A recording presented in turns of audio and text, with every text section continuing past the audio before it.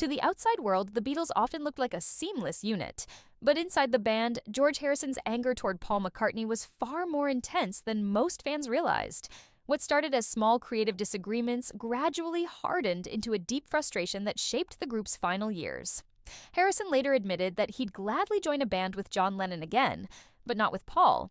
Not because he hated him as a person, but because, in his words, they were incompatible from a musical point of view. That one distinction explains almost everything that followed. McCartney's perfectionist, hands-on approach to arranging songs left very little room for Harrison's ideas. Paul often dictated bass lines, drum parts, and guitar figures down to the smallest detail, while George longed for space, looseness, and a more spiritual, exploratory way of making music. With Lennon, Harrison felt freer. John's rougher, more instinctive style gave him room to experiment with guitar tones, unusual harmonies, and Eastern influences. With Paul, by contrast, he felt managed. The famous Let It Be footage captures this perfectly.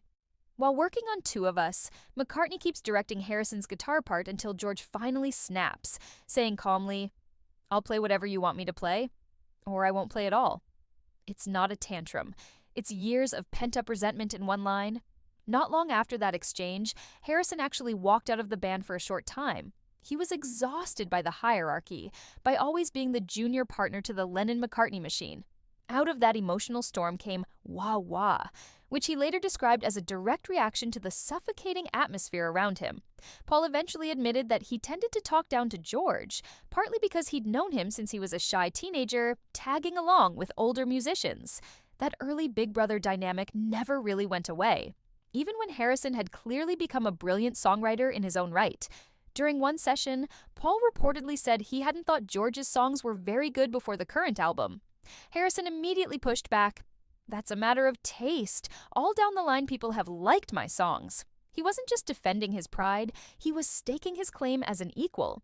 By the time they made Abbey Road, Harrison had changed. Years of being overruled had turned into resolve.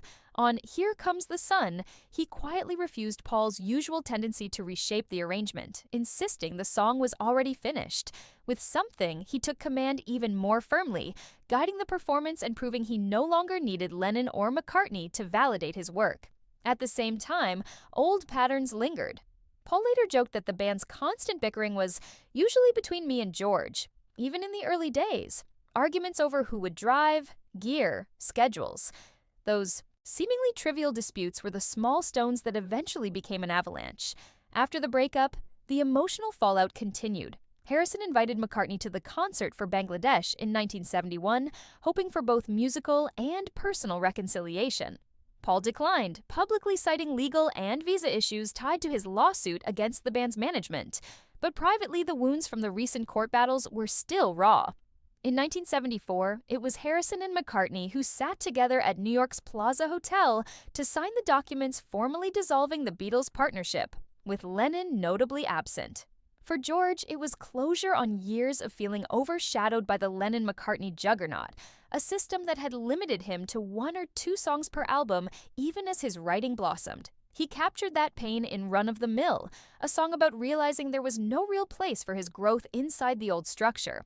McCartney later tried to correct one major misunderstanding.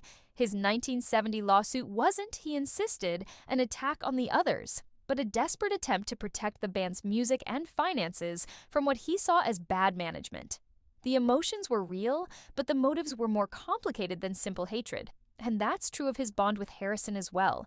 George openly said later that he loved Paul as a mate, yet still couldn't imagine being in a band with him again. Their story isn't one of clean enemies, but of 2 men bound by history, talent, affection, and scars. A partnership that created miracles and, in the end, could no longer survive its own imbalance.